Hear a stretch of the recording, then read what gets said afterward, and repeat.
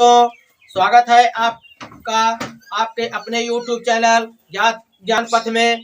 आज हम आप लोगों को बीएस फर्स्ट सेमेस्टर के शिक्षा के मनोवैज्ञानिक परिप्रेक्ष्य जो आपका ये दूसरा पेपर है उसके संदर्भ में हम आपको कुछ ऐसे प्रश्नों को देने का कार्य कर रहे हैं जो आपकी परीक्षाओं के लिए बहुत ही महत्वपूर्ण है।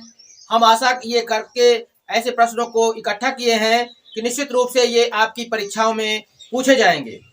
जो आपकी परीक्षा मार्च के प्रथम या द्वितीय सप्ताह में संभावित है, इसको ध्यान में रखते हुए हमने प्रश्नों को इकट्ठा करने का कार्य किया है जो हम आपको देने का कार्य करते हैं।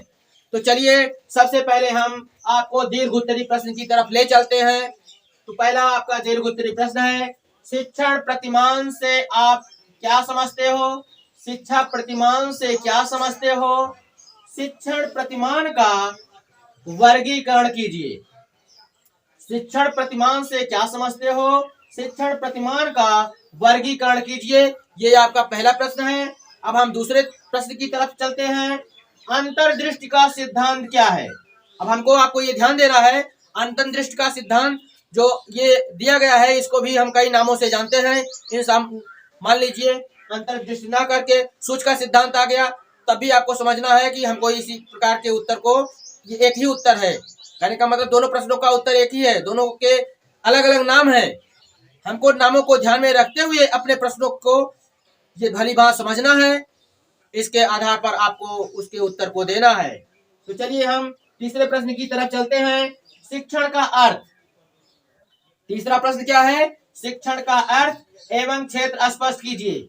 इस प्रश्न में आपको शिक्षण का अर्थ एवं उसके क्षेत्र को बतलाना है। तो चलिए हम चौथे प्रश्न की तरफ चलते हैं। अधिगम का क्या अर्थ है? कहने का मतलब है अधिगम का अर्थ एवं क्षेत्र स्पष्ट कीजिए। क्या करना है? स्पष्ट करना है। क्या करना है? स्पष्ट। अधिगम का अर्थ एवं क्षेत्र, इसमें आपको अधिगम किसे कहते हैं इसको बताना है, कोई परिभाषा आपको देनी है, इसके बाद फिर क्षेत्र के संदर्भ में आपको चर्चाएं करनी है।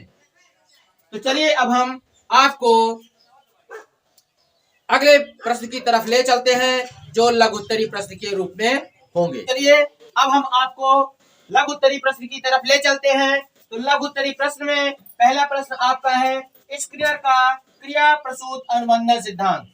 इस प्रश्न में आपको स्किनर महोदय ने जो अधिगम के संदर्भ में अपना सिद्धांत दिया है उसको आपको इस प्रश्न के माध्यम से आपको उत्तर को लिखना है। तो चलिए हम दूसरी प्रश्न की तरफ चलते हैं। सीखने में अभिप्रेरणा का महत्व। सीखने में अभिप्रेरणा का महत्व। इस प्रश्न में आपको सीखने में अभिप्रेरणा का क्या महत्व होता है, इस बात को इस प्रश्न के अंदर आपको लिखना है। तीसरा प्रश्न है आपका, शिक्षण को प्रभावित करने वाले कारक। शिक्षण को प्रभावित करने वाले कारक। इस प्रश्न में आपको ये देखना है कि शिक्षण में जो प्रभावित करने वाले कारक हैं, कहने का अर्थ है शिक्षण के समय जो बाधा उत्पन्न करने वाले कारक हैं उसी को आपको इस प्रश्न में उत्तर के रूप में दर्शाना है। अगला प्रश्न है आपका, थॉर्नडाइक का अधिगम सिद्धांत। थॉर्नडाइक का अधिगम सिद्धांत। अब देखिए थॉर्नडाइक महोदय ने अनेक जो अपना ये सिद्धांत दिया उसको हम अनेक नामों से जानते हैं। आपको उन नामों को ध्यान में देखना है। उन नामों के आधार पर आपको ये समझना है कि ये किसका सिद्धांत है। हम थॉर्नडाइक के सिद्धांत को कई नामों से जानते हैं जो हम आपको अपने पिछले वीडियो में डाल चुके हैं, उसको आप ध्यान से देखेंगे। इसके आधार पर फिर थॉर्नडाइक के अधिगम सिद्धांत को आपको यहाँ लिखना है। हम आपको अति लघु उत्तरी प्रश्न की तरफ ले चलते हैं, जिसको स्क्रीनशॉट लेना हो वो ले ले। तो चलते अब हम देखते हैं कि जो आपका ये अति लघु उत्तरी प्रश्न है इसको हम 10 प्रश्नों के रूप में इकट्ठा किए हैं। आपकी परीक्षा में केवल 8 ही प्रश्न मिलेंगे, लेकिन हमने जो है 10 प्रश्नों के रूप में आपको देने का कार्य किया है, इसलिए कि 2 प्रश्न एक्स्ट्रा रहेगा, ठीक है, जिससे कोई प्रश्न आपका छूटे न। इसलिए हमने क्या किया है, ये 10 प्रश्नों को इकट्ठा किया है। तो चलिए हम प्रश्नों की शुरुआत करते हैं। पहला प्रश्न आपका है, सीखने के नियम। पहला प्रश्न क्या है? सीखने के नियम। सीखने के नियम आप समझ ही रहे हैं कि थार्नडाइक महोदय ने दिया था अधिगम के संदर्भ में, उसी के संदर्भ में हमको सीखने के जो नियम है उन्हीं तीनों नियमों को लिखना है। जैसे मान लीजिए मुख्य नियम, गौण नियम इस तरह से दिए गए रहते हैं, लेकिन चूंकि ये अगर अति लघु उत्तरीय के प्रश्न के रूप में आता है तो हमको गौण नियम न दिखा करके अगर हम मुख्य नियम को भी दर्शा देंगे फिर भी जो है आपका कार्य हो जाएगा। अब देखिए हमने कोष्टक में अभ्यास का नियम दिया है। अगर सीखने के नियम के रूप में प्रश्न ना आपको मिले तो केवल अभ्यास का नियम ये बहुत ही महत्वपूर्ण है। और पिछली बार आपको तत्परता का नियम मिला हुआ है, कहने का मतलब पिछली बार पूछा गया था, तो अब की बार अभ्यास का नियम पूछा जा सकता है, लेकिन हमने सीखने के नियम के रूप में आपको प्रश्न को दिया है। अगर इसको आप पढ़ लेंगे तो कुछ भी कोई भी नियम पूछ ले या सीखने का नियम पूछ ले आप उसके उत्तर को आसानी से दे देंगे। अब चलिए दूसरे की बात करते हैं, रेखी अभिलिख साखी अभिक्रम। देखिए अभिक्रम को हम पढ़ चुके हैं, हमारा अगर आप पिछला वीडियो देखेंगे तो उसमें भी आपको हमने देने का कार्य किया गया है।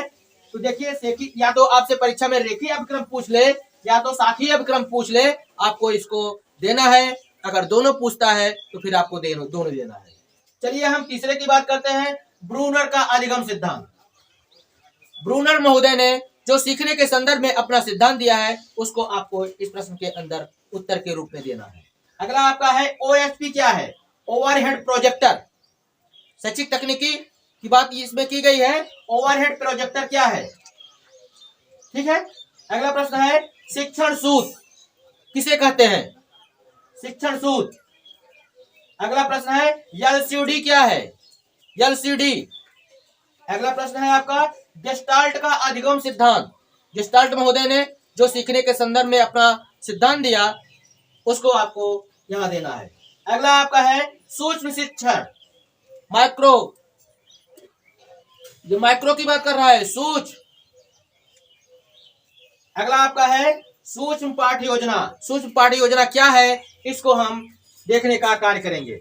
एक इसी में और जोड़ लेते हैं 11वें प्रश्न के रूप में शैक्षिक तकनीकी।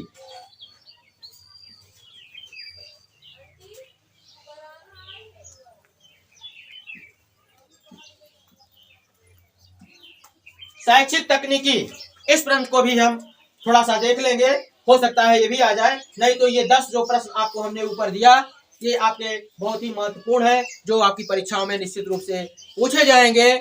इस तरह से हमने शिक्षा के मनोवैज्ञानिक परिप्रेक्ष्य जो आपका प्रश्न पत्र नंबर 2 है, जो बीएड प्रथम सेमेस्टर के लिए ये प्रश्न पत्र बनाया गया है, इसलिए हमने शिक्षा के मनोवैज्ञानिक परिप्रेक्ष्य में परीक्षा को ध्यान में रखते हुए अपने इन सारे प्रश्नों को हमने इकट्ठा करने का कार्य किया।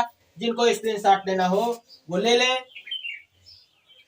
तो इस तरह से हम जो है इस प्रश्न पत्र में जितने भी प्रश्नों को देने का आपको कार्य किया गया है इसको आप निश्चित रूप से पढ़ें। अगर आप इसको पढ़ लेंगे तो निश्चित रूप से आपको अच्छी सफलता मिलेगी। इस तरह से यदि हमारा ये चैनल आपको अच्छा लगे तो निश्चित रूप से लाइक सब्सक्राइब करिए। आपको ये भी ध्यान देना है कि इस प्रश्न पत्र जो हम आपको देने का कार्य किए हैं जो बहुत ही महत्वपूर्ण है, जो आपकी परीक्षाओं में निश्चित रूप से पूछे जाएंगे, ये प्रश्न पत्र प्रोफेसर राजेंद्र सिंह रज्जू भैया विश्वविद्यालय प्रयागराज का जो ये पाठ्यक्रम है उसको ध्यान में रखते हुए हम इस प्रश्न पत्र को बनाने का कार्य किए हैं। तो निश्चित रूप से ये चैनल आपको अच्छा लगेगा ऐसा हम आशा करते हैं। इसी को ध्यान में रखते हुए जो आपके निश्चित रूप से निकटवर्ती हों उनको ये वीडियो निश्चित रूप से आप शेयर करिएगा, जिससे आपके साथ साथ वे लोग भी इसका लाभ ले सकें। और हमारे चैनल को सब्सक्राइब करिए, लाइक करिए, बेल आइकन घंटी को दबाइए, जिससे अगला आने वाला वीडियो आपको निश्चित रूप से मिले। आगे आपको जो अन्य भी प्रश्न पत्र आपके बच रहे हैं उनके वीडियो भी हम देने का कार्य करेंगे। धन्यवाद।